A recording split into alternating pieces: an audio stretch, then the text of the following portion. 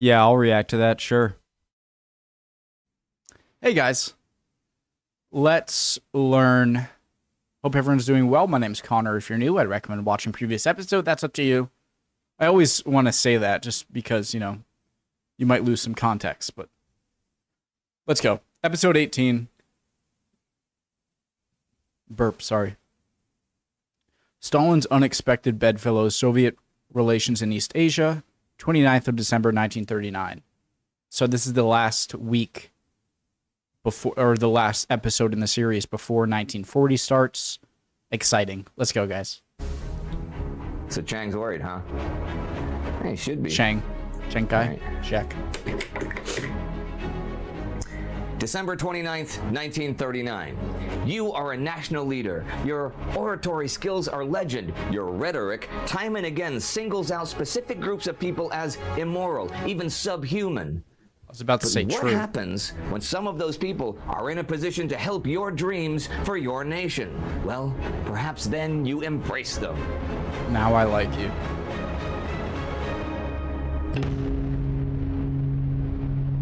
I'm Indy Nidell. This is World War II.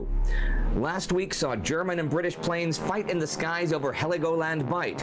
It saw several days of heavy Soviet attacks against the center of the Finnish lines, repeatedly. Oh, I asked last episode what a sapper is, and one of you guys might have answered me. I didn't check yet. Repulsed, and it saw Chinese troops against the center of the Finnish lines, repeatedly repulsed, and it saw Chinese troops capturing Kaifeng south of the Yellow River and entering Baotou in the far north. This week, though, Japanese reinforcements arrive at Baotou. 8 tanks, 4 planes, 200 trucks, and 10 big guns. On the 24th, they force the Chinese onto the defensive, and a stalemate begins. This is part of Chiang Kai-shek's Chinese Nationalist Army offensive to retake lost territory. But bad as his troubles are after fighting 2.5 years of the Japanese invasion, they've been made worse by what was going on in Europe the past few months. Not just that war had broken out between Britain and France and Germany, but that peace had broken out between Germany and the Soviet Union. I like that Rana Mitter in Forgotten Ally calls it perhaps the most astounding ideological reversal of the 20th century. The European powers are now totally focused on themselves, and while China's plight has been a secondary concern before, now it isn't even on the back burner.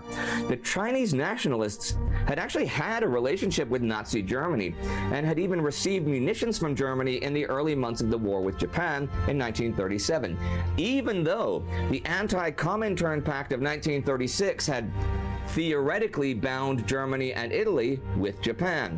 And So this is why the East Asian World War II perspective is a little confusing, because you have Chiang Kai-shek, nationalists, you have Mao Zedong with the communists, is that the right word, or the PRC, fighting each other, and the nationalists seem to be the ones in front. But then another nationalist government in Japan attacks this nationalist government, and so I see the conundrum there for the Germans. During that theoretically bound Germany and Italy with Japan. And during that time, Chiang could drop hints to the major powers that he might ally with Germany, which would have been bad news for the Soviet Union. But in April 1938, Germany agreed to Japanese demands to stop aiding China. The friendship between Germany and the Soviet Union is a disaster for him. I mean, he had been, okay, maybe not desperate, but not far from it, to involve the Soviet Union in the fight against Japan. But now the Soviets have a pact with the Germans, who are allied with Japan. British support? Well, if British Prime Minister Neville Chamberlain thought Czechoslovakia a far-off place of which we know nothing, then China is on Mars. There's no help there. The prospects of the U.S. helping are a little more solid, though the U.S. would not impose sanctions on Japan after the Japanese invasion of China began. Once the invasion reached the more southern parts of China, it became obvious that China could be closed to trade. So U.S. Secretary... So I could be wrong here, but I don't believe that Japanese territory gained in China ever connected from north to south. I could be wrong there. China invasion of China began. Once the invasion reached the more southern parts of China, it became obvious that China could be closed to trade. So U.S. Secretary of the Treasury Henry Morgenthau swung China a loan of $25 million last year. That's around $440 million in 2018. But back to China and the USSR. Even though Chiang Kai-shek had been a rabid anti-communist, the best hope he had until now for a strong ally against Japan was the Soviet Union. I mean, they're in the region. They have a big army. And for the first 2 years of the war, the Soviets had helped the Chinese with advisors and even pilots. The Chinese used Soviet T-26 tanks. The Soviets were certainly worried about regional Japanese aggression and expansion. But all that changed the day the European war broke out. I mean, yeah, so it seems like a lot of the allies, mainly in Europe, were along ideological lines, like, you know, Italy and Germany, two fascist governments together, and, you know, France and the UK, Poland, eventually the USA in a few years. But over here, it seems to be a bit more complicated than just ideological lines, so a bit messy. An expansion. But all that changed the day the European war broke out. I mean, literally, the very day. Back in our first episode, I talked about the total Japanese defeat at the hands of Soviet and Mongolian forces at the Battle of Khalkhin Gol. The same day Germany invaded Poland, and that changed everything. For the Soviets and the Japanese not only signed a ceasefire, they signed a non-aggression pact. And 2 weeks ago, Britain and France... Wow, so Stalin was there for that ceasefire. I've never seen this photo. Interesting. They signed a non-aggression pact. And 2 weeks ago, Britain and France put forth a motion in the League of Nations to expel the USSR for its invasion of Finland. China is a member of the League Council and did not exercise its veto power. This made the Soviets angry, and now the relationship between Stalin and Chiang Kai-shek is one of mistrust. China... Wait, what? USSR for its invasion of Finland. Put forth... China is a member of the League Council and did not exercise its veto power. This made the Soviets angry, and now the relationship...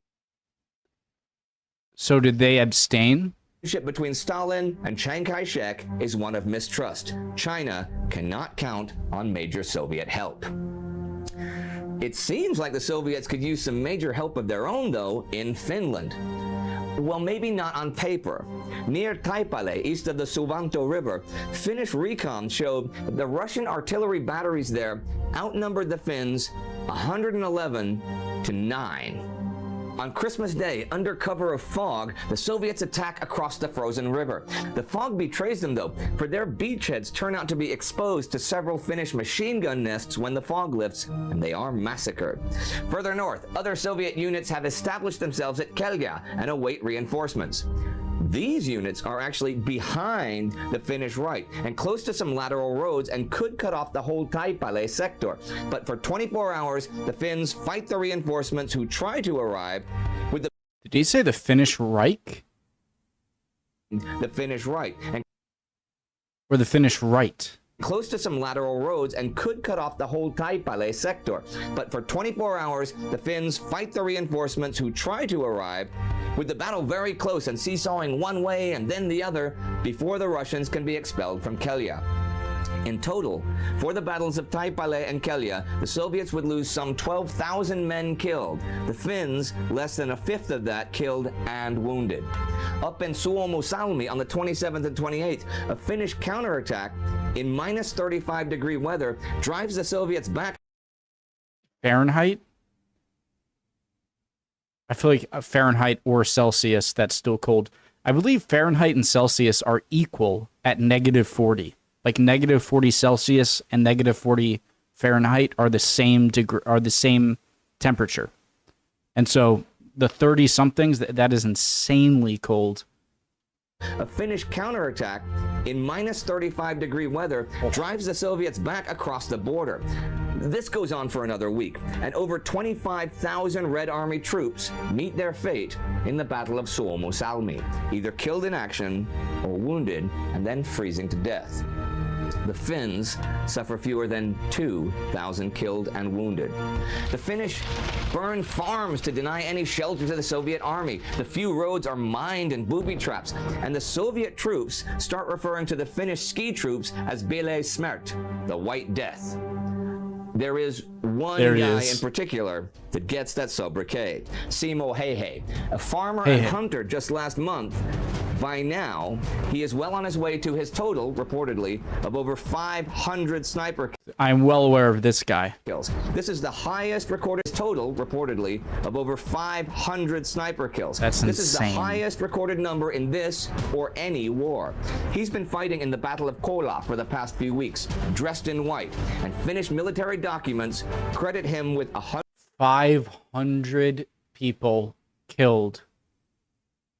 I want to say without you dying, but of course it's without you dying. It's real life. It's not a video game. 500 killed is 100 killed would be an insane amount. 138 sniper kills by December 22nd, just 3 weeks after the war began. The Finns do suffer a large failure of their own this week, though, on the 23rd on the Karelian Isthmus. After the successes on defense there the past few weeks, they launch an ambitious counterattack, a double pincer movement beyond Summa. If this works, it will ruin the Soviet timetable for their next offensive, giving the Finns as much as a month reprieve, during which time they can hopefully get help from the watching world. It does not, however, work. William Trotter writes, "There were so many things wrong with it that one scarcely knows where to begin describing them. The plan is overly complex and put into action by inexperienced troops. There is no armor to give it speed and no communications to make it flexible. They go into action just after a blizzard in -20 temperatures, and the Russians might not have been great on offense, but they can dig in and fight just fine. The action is called off mid-afternoon before it becomes a total debacle, but it highlights the fact that the Finnish army is, in fact, inexperienced and unprepared when it comes to conventional warfare." And by now, the Soviet responses to the failures of December are slowly kicking into gear. Senior officers are replaced, and massive reinforcements will soon arrive. As for the Finns, they had 3 weeks' supply of artillery shells for their limited artillery when the Soviets invaded. That was 4 weeks ago. As for those with whom Stalin has a pact, the Germans, well, it is not only Rana Mitter who thinks that pact perhaps the most astounding ideological reversal of the 20th century. On the 28th, Fritz Thyssen, a German industrialist who'd been a staunch supporter of Hitler during his rise to Chancellor and Führer, writes Hitler a letter of protest.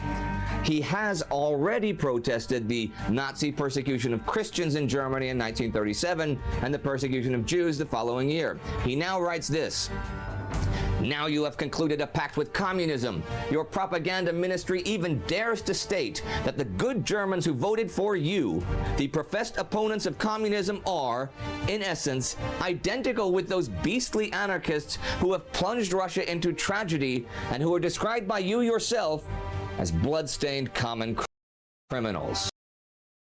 So is he under the impression that the German treaty or non-defense or defense pact with the Soviets is an ideological one, not one of convenience? In the occupied territory this Christmas week, this is what Hitler's men do because of common criminals. On the night of the 26th, 2 criminals trying to escape arrest killed 2 German soldiers in Walwer, a town near Warsaw. Within a couple of hours, 120 random males, including non-locals who are visiting their families for Christmas, are tried, and 114 are sentenced to death. They are taken out in groups of 10 and shot and killed. 7 of them do not die and manage to later escape. 2 of the dead are American citizens, actually, whose passports have no effect upon their fate. The Polish last name of the father is enough for him and his 16-year-old son to be killed. And here are some notes to end the week. On the 27th, the first Indian troops arrive in France. On the 28th, British Minister of Food W.S. Morrison announces that starting January 8th, rationing will include butter, bacon, ham, and sugar. 4 December, in the Battle of the Atlantic, German U-boats sink 25 ships and lose 1 of their own number. And the week ends with more major Finnish military successes, but also a big Finnish failure. The Finns are worried about the future concerning the Soviet Union, as are people in Germany, as are people in China, as is everybody. And perverted justice does not take a Christmas holiday in occupied Poland. The most astounding ideological reversal of the 20th century. Is it? Nope. It is very true that Hitler's rhetoric... Of course I say no, but I have hindsight knowing that that is reversed with Barbarossa, so... Century. Is it? It is very true that Hitler's rhetoric has always been strongly anti-communist, and he often called communists criminals. We know that he hasn't changed his views and has big military plans for the USSR. But for now, he is technically betraying his supporters. As for Chiang Kai-shek, he was also strongly anti-communist, but lately he's been working with the Chinese communists against the Japanese. Of course, it was his being kidnapped 3 years ago that forced an end to the Chinese Civil War and created this I had heard about that. But still, it just really goes to show that when wars break out, sometimes your deepest held beliefs go right out the window. Check out our Time Ghost Cribs. Okay, so the thing with Poland and that, you know, some Americans, 2 Americans, Polish, 2 Americans who were also executed in Poland, it show because of coming home for Christmas or whatever, shows me how it is not yet total war. And it shows me again how I need to get out of this idea that it's difficult to rid myself of, as I go through these week by week videos, of the fact that I know the depths of which this war reaches eventually. But if you're living at the time, and this week is the present, it's not the past, it is literally the present. It's difficult for me to understand how people would be reacting to stuff in real time. And that was a big eye-opener. In total war, are you going to visit family for Christmas? Maybe if they're really close, but that's an eye-opener for sure. Difficult for me to pull myself out of this hindsight knowledge, you know. Very interesting. Love y'all. Hope you're all doing well. Would appreciate any comments down below. And hopefully I'll see you guys next video. We'll keep on learning. Bye, guys.